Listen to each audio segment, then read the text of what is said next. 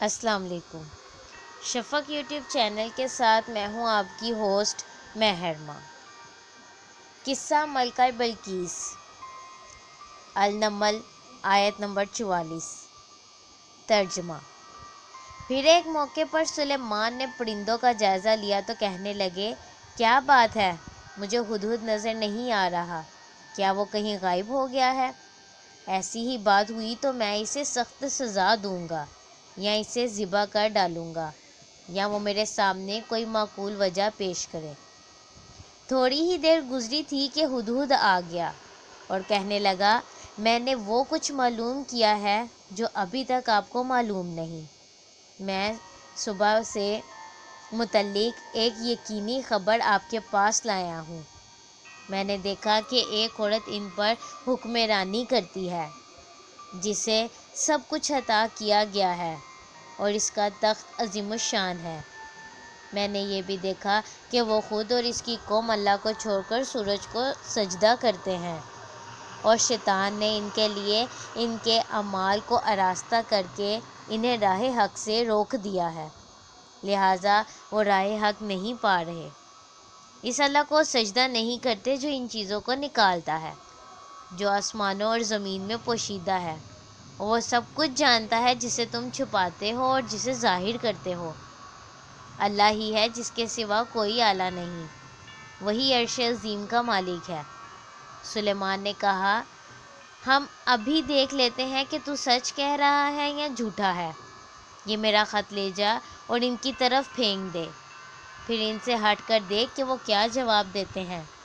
سبا کی ملکہ کہنے لگی، اے اہل دربار، میری طرف ایک بڑا اہم خط پھینکا گیا ہے، اور وہ یہ ہے، شروع اللہ کے نام سے جو بڑا مہربان نہایت رحم والا ہے، یہ کہ میرے مقابلے میں سرکشی اختیار نہ کرو، بلکہ فرما بردار اور مطیع ہو کر میرے پاس آ جاؤ۔ یہ خط سنا کر ملکہ کہنے لگی، اے اہل دربار، میرے اس معاملے میں مجھے مشورہ دو۔ جب تک تم لوگ میرے پاس موجود نہ ہو میں کسی معاملے کو طے نہیں کیا کرتی۔ درباری کہنے لگے، ہم بڑے طاقتور اور سخت جنگجو ہیں، مگر معاملے کا اختیار تو آپ ہی کو ہے۔ آپ خود ہی غور کریں کہ آپ ہمیں کیا حکم دیتی ہیں۔ ملکہ کہنے لگی، بادشاہ، لوگ جب کسی علاقے میں داخل ہوتے ہیں تو اسے اجاڑ دیتے ہیں اور وہاں کے معززین کو ذلیل بنا دیتے ہیں، اور یہی کچھ یہ لوگ بھی کریں گے۔ میں تجربے کے طور پر ان کی طرف کچھ تحفے بھیجتی ہوں، پھر دیکھوں گی کہ میرے بھیجے ہوئے آدمی کیا جواب لاتے ہیں۔ ان کے پاس واپس چلے جاؤ۔ ہم ان پر ایسے لشکروں سے چڑھائی کریں گے جن کا وہ مقابلہ نہ کر سکیں گے، اور انہیں ذلیل کر کے وہاں سے نکال دیں گے، اور وہ ہمارے سامنے پست ہوں گے۔ اب سلیمان نے اپنے درباریوں سے کہا، اے اہل دربار، تم میں سے کون ہے جو ان کے مطیع ہو کر آنے سے پہلے پہلے ملکہ کا تخت میرے پاس اٹھا لائے؟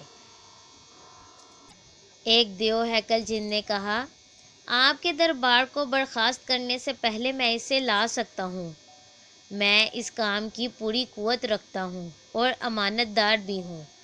پھر ایک اور شخص جس کے پاس کتاب کا علم تھا کہنے لگا، میں یہ تخت آپ کو آپ کی نگاہ لٹانے سے پہلے ہی لائے دیتا ہوں۔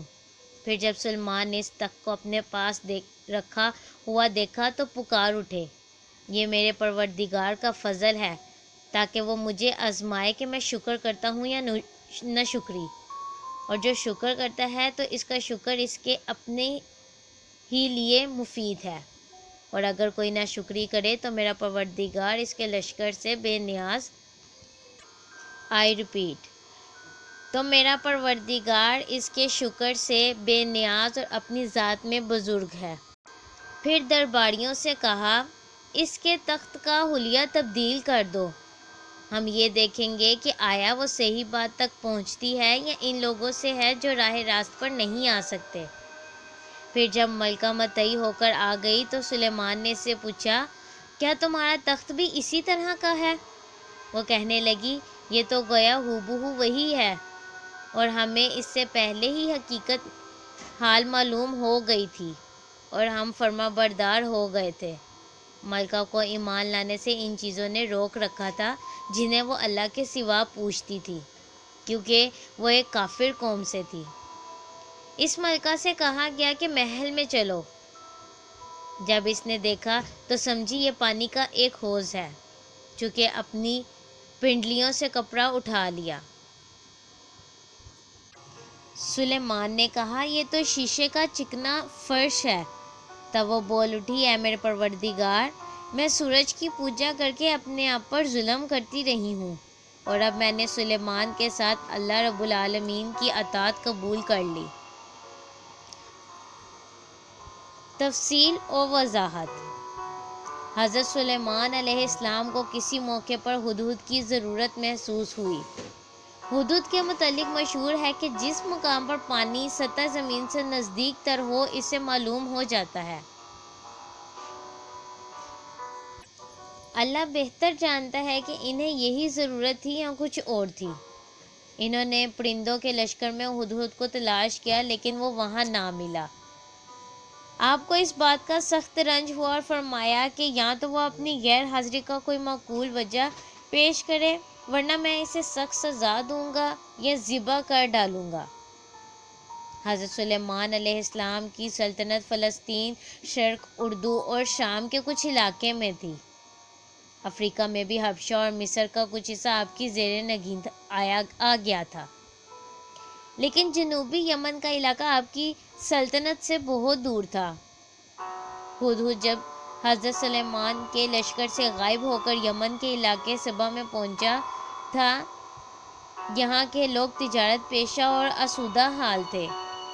کچھ دیر بعد ہدہد حضرت سلیمان کے پاس حاضر ہو گیا اور کہنے لگا کہ میں اہل سبا کے کچھ ایسے یقینی حالات معلوم کر کے آ رہا ہوں جن کی تاحال آپ کو کچھ خبر نہیں، اور وہ یقینی خبر یہ کہ سبا کا ملک ایک زرخیز و شاداب علاقہ ہے۔ ان لوگوں کو وہاں سب ضروریات زندگی وافر مقدار میں میسر ہیں۔ ان لوگوں پر حکمران ایک عورت ہے، ملکہ بلقیس، جو بڑے عالی شان تخت پر بیٹھ کر حکمرانی کر رہی ہے۔ اس کا تخت سونے کا ہے جس میں ہیرے اور جواہرات جڑے ہوئے ہیں، اور اس وقت ایسا تخت کسی بادشاہ کے پاس نہیں ہے۔ مذہبی لحاظ سے یہ لوگ مشرک اور آفتاب پرست ہیں اور اپنے اس مذہب پر خوش و نازاں ہیں۔ سورج پرستی کو نیکی اور ثواب کا کام سمجھتے ہیں۔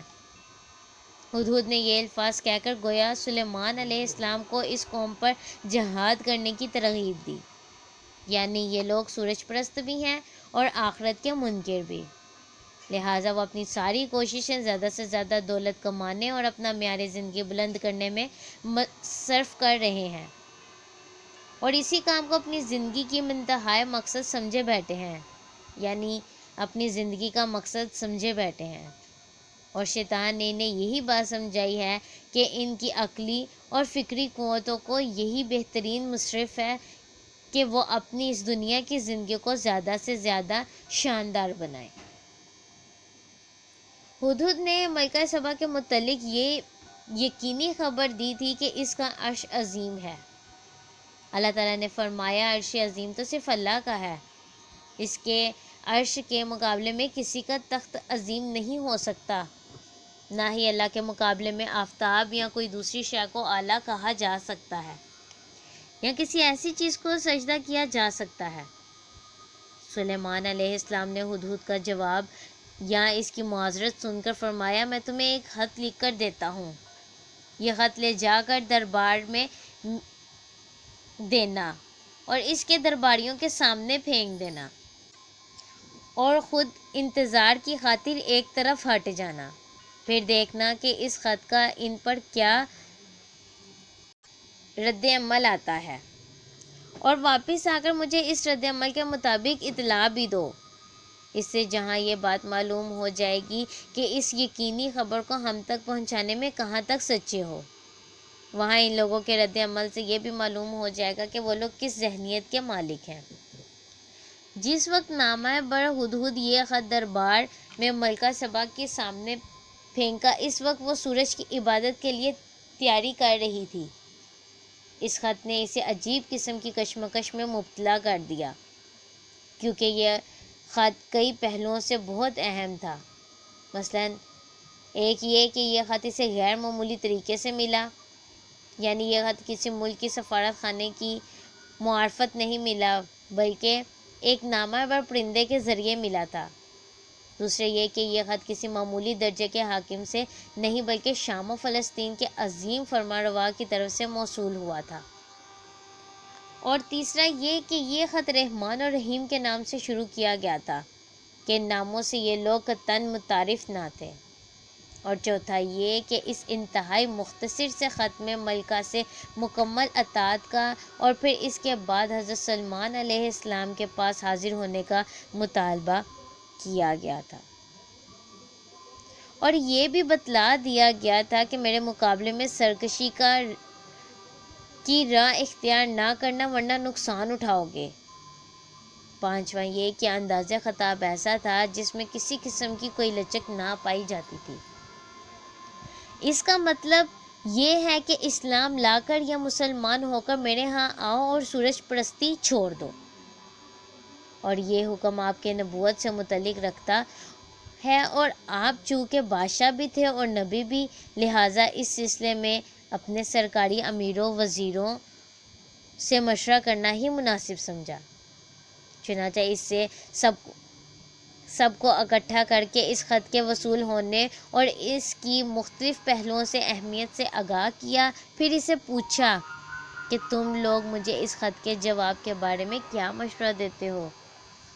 اور یہ تو جانتے ہی ہو کہ میں سلطنت کے ایسے اہم کاموں میں پہلے بھی تم سے مشورہ کرتی رہی ہوں، اور از خود میں نے کبھی مشورے کے بغیر کسی کام کا فیصلہ نہیں کیا۔ قصہ ابھی ختم نہیں ہوا، تفصیل ابھی جاری ہے۔ اس کی مزید تفصیل جاننے کے لیے ہمارے چینل کو لائک اور سبسکرائب کرنا مت بھولیں۔ شکریہ۔